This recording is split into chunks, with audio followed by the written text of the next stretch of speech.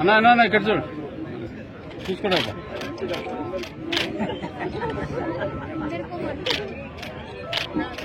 చేతులు పెట్టకండి సార్ మధ్యలో చేతులు ఎందుకు ఓకేనా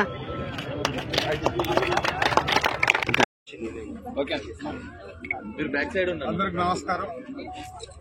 ఈరోజు కాంగ్రెస్ ప్రభుత్వం వచ్చిన తర్వాత గౌరవ రేవంత్ రెడ్డి గారు ముఖ్యమంత్రి అయిన తర్వాత తెలంగాణ రాష్ట్రంలో ఉన్న 6047 మంది స్టాఫ్ నర్సులకి రెగ్యులరైజేషన్ చేస్తూ వాళ్ళకు ఇంక్లూడింగ్ వాళ్ళ ఫ్యామిలీతో సహా హైదరాబాద్ పిలిపించి అక్కడ గ్రౌండ్ లో మీటింగ్ ఏర్పాటు చేసి వాళ్ళకి పోస్టింగ్ ఇచ్చే కార్యక్రమంలో ఈరోజు మేము వనపర్తి నియోజకవర్గంలో వనపర్తి జిల్లాలో 99 మందికి ఇక్కడ వచ్చి సెలెక్ట్ అయి ఉన్నారు. వాళ్ళను హైదరాబాద్ పంపిస్తున్నాం. వాళ్ళకు బస్సులు అరేంజ్ చేసి వాళ్ళకి ఇక్కడ ఇబ్బంది కాకుండా భోజనాలు అన్ని అరేంజ్ చేసి కాంగ్రెస్ పార్టీ వచ్చిన తర్వాత స్టాఫ్ నర్సులను వాళ్ళు కరోనా కష్టకాలంలో కానీ మిగతా టైంలో కానీ అప్పుడున్న ప్రభుత్వం వాళ్ళని గుర్తించలేదు.